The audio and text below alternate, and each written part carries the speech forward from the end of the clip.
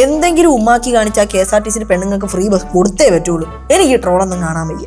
അയ്യേ, നീ എന്തിനാണ് ഇത്ര സില്ലി കാര്യങ്ങൾ കയറി ഫീൽ ആവുന്നത്? നമ്മളൊരു കാര്യം കൊണ്ട് ചെയ്യാണ്ടിരിക്കുന്നത് ഇത് ആദ്യമായിട്ടൊന്നും അല്ലല്ലോ.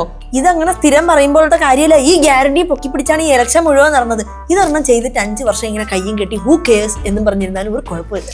ആവശ്യമില്ലാത്ത സമ്പ്രദായങ്ങളാണ്. എന്നാലും പോട്ടെ. പക്ഷെ പ്രശ്നം അതല്ല, ഇത് കൊടുത്താലേ ഭയങ്കര അധിക ബാധ്യത വരും. അതെന്ത് ചെയ്യുന്നു? ദേ അടുത്തത്. എടാ, ഇതൊക്കെ നമുക്കൊരു പുതിയ കാര്യമാണോ? എന്നാലും അങ്ങനെ ചില്ലറ പൈസയല്ല, 70 കോടിയും കണ്ടും വരും മാസം അധിക ബാധ്യത. ഓ, ബിഗ് എമൗണ്ട്.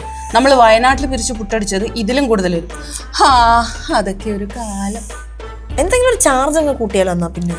അല്ല, അതിന് നമ്മൾ ഓർഡിനറി ബസ്സിൽ മാത്രമല്ലേ ഫ്രീ കൊടുക്കുന്നുള്ളൂ. അതാണ് അതിനേക്കാളും വലിയ കോമഡി. ഇത് എല്ലാ ബസ്സിലും കൊടുക്കും എന്നാണല്ലോ പറഞ്ഞോണ്ടിരുന്നത്. ഓർഡിനറി ബസ്സിൽ മാത്രം കൊടുത്തപ്പോ ഇവിടെ കടവും കടത്തണ്ണയായി. പറഞ്ഞാണോ കൊടുത്തിരുന്ന ഇപ്പൊ തേഞ്ഞന്. എന്നാൽ ഞാൻ ഒരു ഐഡിയ പറയട്ടെ.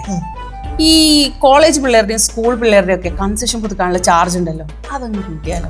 അങ്ങനെ 10-20 ഒന്നും കൂട്ടിയത് മുതലാവൂലെന്ന്. അതിന് ആര് പറഞ്ഞു 10-20 കൂട്ടണമെന്ന്? ഒരു 100 രൂപ വെച്ചാൽ കൂട്ട്.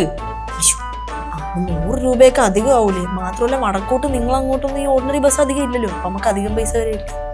ഓ, അധികം പൈസ വന്ന് എന്താ ചെയ്യേണ്ടതെന്ന് അറിയാത്ത പോലെ. ഓ, അവിടുന്ന്. അല്ല, ഇപ്പം എത്രയാണ് ആ ചാർജ്? അത് 10 രൂപ കണ്ടു. അപ്പൊ ഒരു 110 ആക്കണം. ഹോ, മോർ മണി. വയനാട്ടിലെ പിരിവൊക്കെ കഴിഞ്ഞതിന് ശേഷം ആ പൈസ ഇടുന്ന മെഷീനൊക്കെ പൊടി പിടിച്ച് കിടക്കുവാണ്. അതൊക്കെ ഒന്ന് പൊടി തട്ടി എടുക്കണം. ഇതൊരു തുടക്കം മാത്രം. ഒരു പൊളിക്കാം. പിന്നല്ല.